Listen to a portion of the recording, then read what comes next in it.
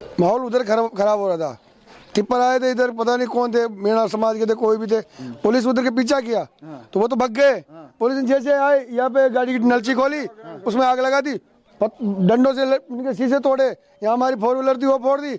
जब एक बकरी का बच्चा था उधर, उसको बचाने के चक्कर में पापा बाहर निकले तो पापा को यहाँ पे मारा घर के अंदर आके। छोटे छोटे बच्चों के सामने उसको 4 लट मारे, पापा का सर फोड़ दिया, 3 मोबाइल ले गए पुलिस वाले उठा के। हमको टिप्पर समझते, हम करने हम क्या गुनाह किया? हम तो आम जनता, हमारी जान बचाने के घरों में घुसे पड़े थे। साहब ये घटना हुई जी, मैं तो यहाँ करना चाह और वो पुलिस तीन गिन अब काय तोल काय हुए काय नहीं, मैं तो टक्कर मांगा जान बना के कारण जिसे बचे जितना मारता है तो देता कुत्ता है सबके उनका नाम घुस गया जान भी दे लोग गए यहाँ सबका लड़ दिया जी गाड़ी से। तो देखा आपने किस तरीके से वहां पर हालात है और किस तरीके से प्रतिक्रियाएं भी सामने आ रही है। अब चलिए आपको ग्राउंड रिपोर्ट हमारे सहयोगी जतन के दिखा देते हैं, जिसमें साफ तौर पर वो दिखा रहे हैं कि वहां पर स्थिति फिलहाल क्या बनी हुई है।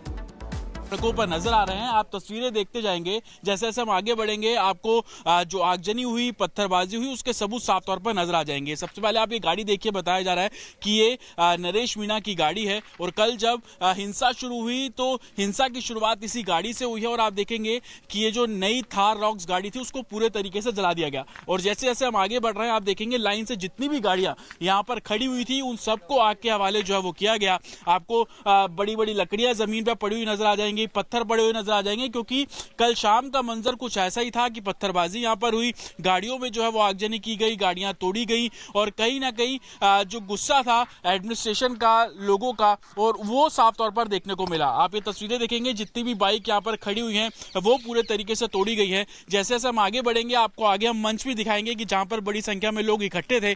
एलिगेशन ये लगाए जा रहे हैं कि प्रशासन जबरदस्ती गांव में घुसा और उसके बाद लोगों को खदेड़ना शुरू कर दिया। आप ये देखेंगे, हम आगे बढ़ रहे हैं, इस तरीके से गाड़ियां जो है वो यहाँ पर तोड़ी गई है, गाड़ियां जो है उसमें आगजनी जो साफ तौर पर की गई। आप ये देखिए कि कुछ बाइक यहाँ पर खड़ी हुई थी, जितनी भी बाइकें, जितनी भी गाड़ियां यहाँ पर पड़ी थी उन सब पर जो आगजनी है वो साफ तौर पर की गई है। और जैसे हम आगे बढ़ेंगे आप देखेंगे जिस मंच का मैं आपको जिक्र कर रहा था वो मंच दरअसल यहाँ पे था क्योंकि चुनाव का समय था, रात हो चुकी थी, देर शाम का समय था, सब लोग खाना खाने के लिए यहाँ पर इकट्ठा हुए थे।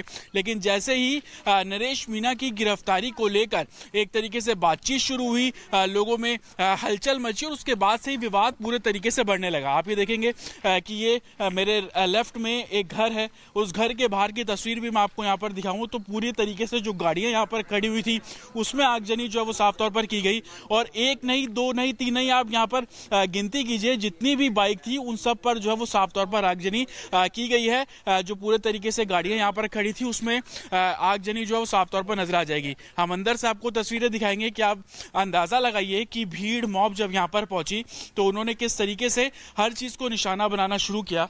आप ये देखेंगे, ये जो गाड़ी यहाँ पर खड़ी हुई थी एक घर के बाहर जो कंपाउंड है उसको पूरे तरीके से आग के हवाले कर दिया गया।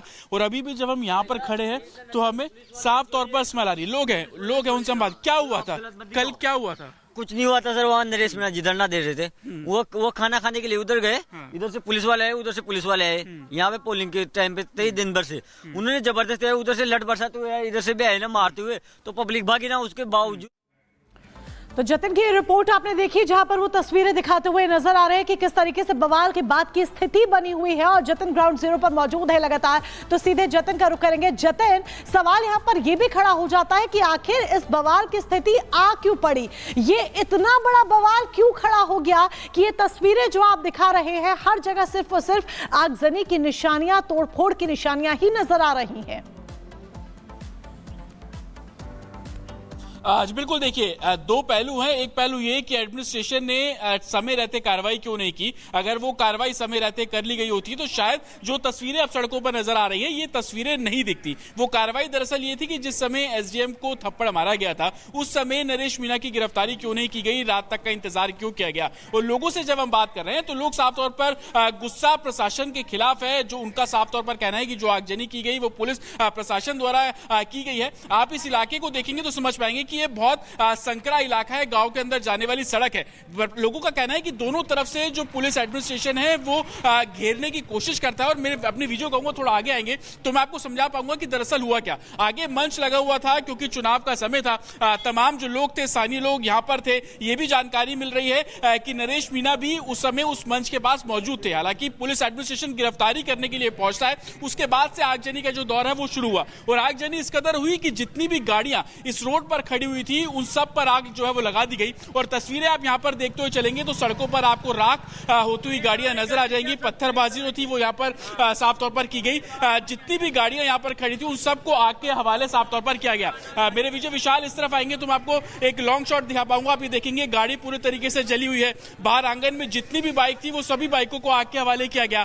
एक नहीं, दो नहीं, यहाँ पर 1 दर्जन से ज्यादा जो बाइकें थी यहाँ पर खड़ी हुई थी और उन सब पर जो है वो आग लगाई गई। वो मंच आप सामने देख रहे हैं जहां पर बताया जा रहा था कि नरेश मीणा बैठे हुए थे। और बिल्कुल जतिन, आप जिस तरीके से तस्वीर बता रहे हैं, हालात वहां पर क्या बने हुए हैं, किस तरीके से हंगामा बरपा, इसको लेकर के आपने तमाम अपडेट्स दी। बहुत शुक्रिया आपका तमाम जानकारी के लिए। और इस बीच एक और बड़ी खबर दिल्ली से सामने आ रही है, जहां देखिए हवा का जो स्तर है वो बेहद खराब बना हुआ है, हवा जहरीली बनी हुई है। एक और बड़ी खबर सामने आ रही है कि दिल्ली में जो प्रदूषण का स्तर है वो लगातार खतरनाक श्रेणी में पहुंचता हुआ नजर आ रहा है और धुंध की एक चादर भी दिल्ली एनसीआर को लपेटे हुए। मोनिका, बिल्कुल, तापमान में भी गिरावट दर्ज की गई है। सड़कों पर चलना बेहद मुश्किल हो गया है। विजिबिलिटी लगभग 0 के बराबर यहां पर नजर आ रही है।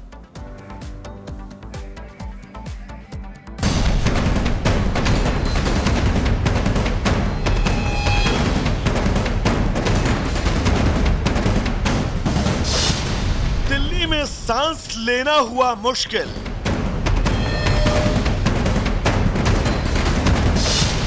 गंभीर श्रेणी में पहुंचा AQI।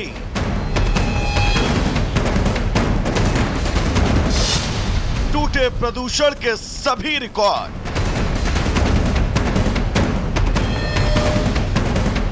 दिल्ली की आबोहवा में अब सांस लेना मुश्किल है। बीते दिन इस सीजन में पहली बार हवा सबसे गंभीर श्रेणी में दर्ज की गई।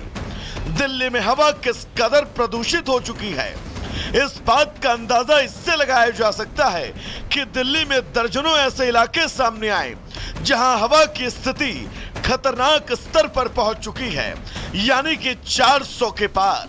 यह पहली बार नहीं है जब राजधानी में AQI 400 के पार पहुंचा हो।